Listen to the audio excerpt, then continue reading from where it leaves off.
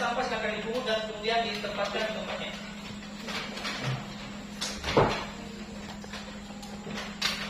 Aman ya? Oke. Nah sekarang sebelum kita mulai pembelajaran, mari kita berdoa dulu ya. Satu orang silakan, jadi bisa. Kita mulai proses pembelajaran, marilah kita berdoa. Saya akan memimpin sesuai agama saya, yaitu agama Kristen Protestan, dan yang lain bisa menyesuaikan. Berdoa dimulai. Bapa yang baik, Bapa yang bertahta dalam kerajaan surga, terima kasih karena Engkau telah menyertai kami dari rumah kami masing-masing hingga tiba di sekolah dengan selamat. Ya Tuhan, sekarang kami akan memulai proses pembelajaran. Berkatilah kami, sertailah kami agar kami dapat mengerti materi yang dijelaskan. Ini saja doa kami Tuhan. Amin. Ya, baik, sudah siap belajar ya? Mungkin anak-anak sekalian masih ada yang ingat mengenai penyajian data yang pernah kalian pelajari? Apa-apa saja? Bisa?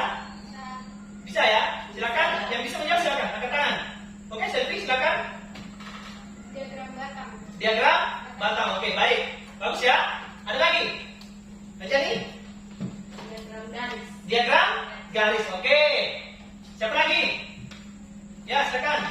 Diagram lingkaran. Diagram lingkaran. Oke. Masih ada lagi? Data yang pernah kita pelajari di SMP itu ada diantaranya diagram batang, diagram garis, diagram lingkaran, dan jangan lupa tabel distribusi frekuensi. Ini gambar di atas ya. Perhatikan gambar di atas. Ada pertanyaan, apakah kalian pernah melihat pengukuran berat badan di posyandu atau di puskesmas? Pernah ya? Pernah? Nah, sekarang Pak Guru mau tanya dulu.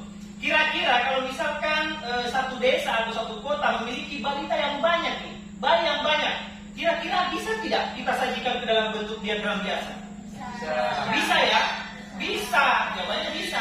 Tapi kita akan kerepotan karena datanya terlalu banyak. Manfaat dari penyajian data ini ya, penyajian data kelompok, bisa kalian lihat. Penyajian data yang baik dan benar tentunya sangat bermanfaat untuk memberi gambaran yang sistematis tentang peristiwa-peristiwa yang merupakan hasil penelitian atau hasil observasi. Dan pembelajaran kita pada hari ini adalah yang pertama, melalui diskusi dan presentasi, kalian dapat menjadikan data dengan berbagai diagram serta tabel distribusi frekuensi dan histogram. Ya, jadi materi pokok kita hari ini adalah distribusi frekuensi dan histogram. Ya, kemudian dapat menggunakannya untuk menyelesaikan masalah terkait statistika yang ada di kehidupan sehari-hari dan menumbuhkan karakter yang religius, ya seperti tadi kita sudah berdoa, disiplin, ya pekerjaan nanti harus sampai selesai, kemudian gotong royong. Yang kedua, melalui kegiatan diskusi dan tanya jawab, kalian dapat membuat media histogram dengan benar, ya, dan menunjukkan sikap bertanggung jawab. Yang terakhir atau yang ketiga, melalui kegiatan diskusi, kalian dapat mengidentifikasi fakta pada penyajian data berkelompok dengan benar. Pak Guru akan membagikan LKPD ya, jadi lembar kerja untuk kalian kerjakan secara berkelompok. Nah.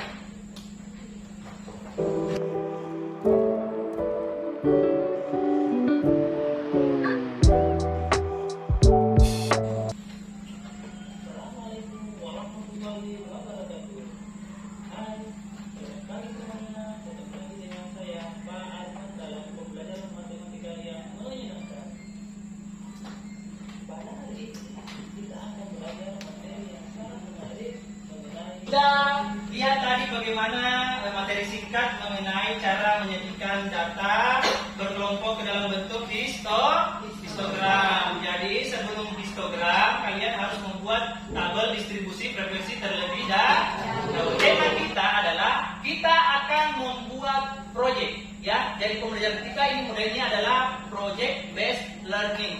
Yang artinya di akhir pembelajaran kalian akan menghasilkan sebuah produk. Produknya berupa media histogram yang terbuat dari karton manila.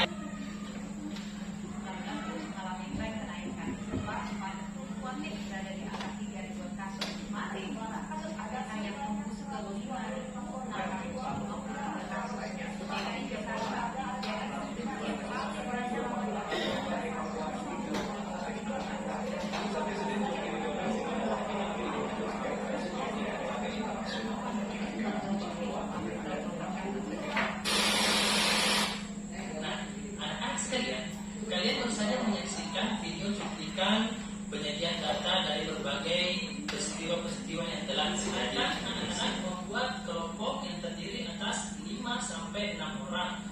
Setelah itu, silakan kumpulkan data-data yang ada di daerah. Untuk kegiatan kita pada hari ini tadi sudah disampaikan bentuk kelompok 5 sampai 6 orang, kemudian himpun data yang ada di lingkungan sekitar, kemudian nanti disajikan ke dalam bentuk histogram. Ya, jadi sampai sini mengerti ya?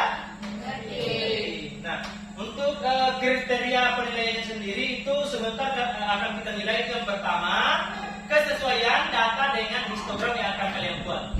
Itu yang pertama. Kemudian yang kedua, kerapian media histogram yang kalian buat. Jadi silakan kalian buat laki-laki terlebih dahulu di LKPD-nya ya.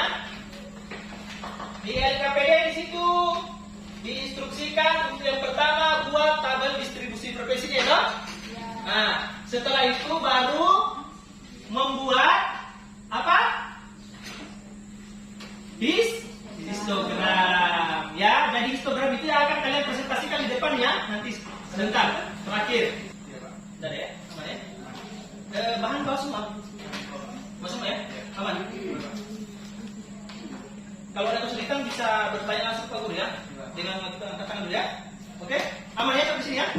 Oke.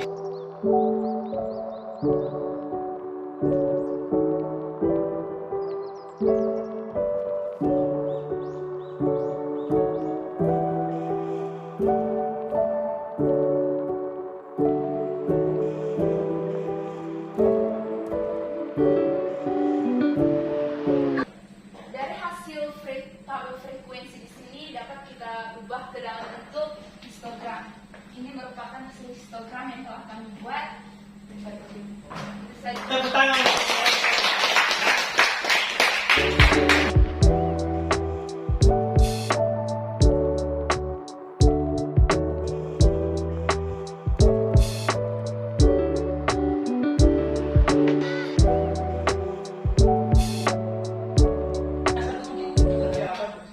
Saya ingin bertanya kenapa yang di histogramnya bagian yang histogram pada batang yang ketiga di situ di bawahnya nilai tepi bawahnya 67,5, sedangkan yang tepi bawah pada tabel frekuensinya 63,5. Ya, kami minta maaf di sini bukan kami mengambil data nilai yang di bawah ini bukan menggunakan tepi bawah tepi atas, kami menggunakan di tengah, yang dimana di tengah itu diperoleh dari batas bawah ditambah batas atas. Oke, baik. Tepuk tangan untuk kelompok. Ini proses pembelajaran kita yang kita lakukan mulai dari awal sampai akhir. Yang pertama tadi itu bagaimana kita mengumpulkan data ya yang ada di lingkungan sekitar kita. Kemudian berikutnya bagaimana kita mengolah datanya ya. Mengolah datanya itu bagaimana dari awal supaya dia menjadi tabel distribusi frekuensi. Hasil pengolahan itu dapatlah yang dinamakan frekuensi tepi atas, tepi bawah, juga tadi ada kelas ya toh, panjang kelas, kelompok satu juga tadi dapatkan nilai tengah dan sebagainya. Bisa dipahami ya? Ya, setelah itu barulah kita buat ke dalam bentuk media histogram. Tepuk tangan untuk kita semua. Sekarang kalian membuat mencatat tentang apa yang kalian pelajari pada hari ini ya, pokok-pokoknya saja di buku catatannya, apa yang kalian pelajari hari ini, kemudian apa yang kalian sukai dari pelajaran ini, dan yang ketiga adalah apa yang belum dipahami ya. Silakan dicatat di buku catatan kalian sebagai bahan refleksi untuk kita pembelajaran. Silakan kalian menganalisis pembelajaran kita pada hari ini.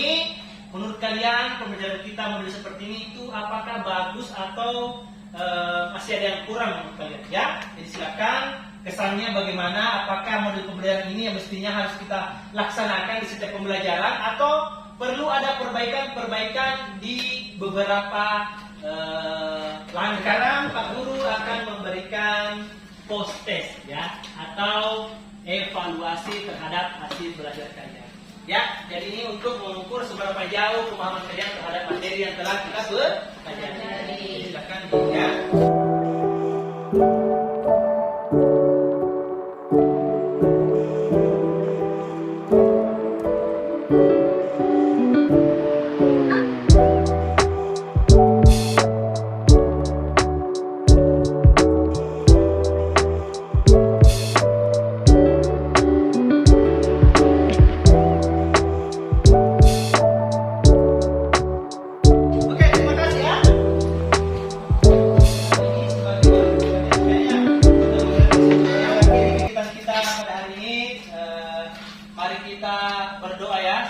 kita keluar dari ruangan. Silakan Anjanis memimpin kita dalam doa. Pembelajaran ini terlebih dahulu kita berdoa, saya akan memimpin sesuai agama saya yaitu agama Kristen Protestan dan yang lain bisa menyelesaikan. Berdoa dimulai.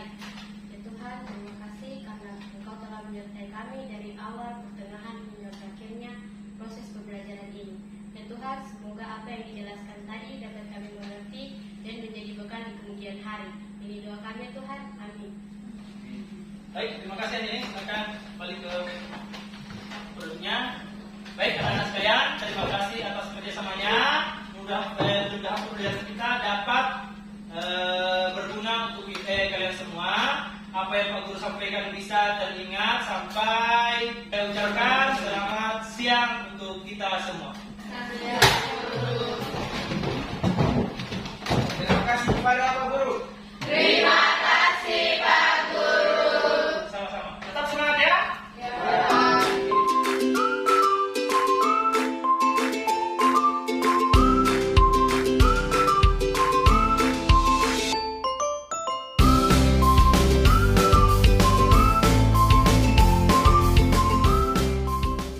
Assalamualaikum warahmatullahi wabarakatuh. Saya Muhammad Marling, Wakil Kepala Sekolah Bidang Kurikulum SMA Negeri 1 Arts. Apa yang kami amati pada pelaksanaan kegiatan PPL Bapak Arman sebagai mahasiswa PPG Universitas Papua berlangsung dengan sangat baik. Dari hasil pengamatan yang saya lakukan, Pak Arman berhasil membangkitkan motivasi dan minat siswa yang luar biasa tinggi. Yang kedua, keterlibatan siswa sepanjang pembelajaran begitu besar, dan pastinya produk yang dihasilkan melalui pengembangan kegiatan pembelajaran project based learning pada bidang matematika membuktikan sangat bermakna dan menyenangkan bagi siswa. Terima kasih. Assalamualaikum warahmatullahi wabarakatuh.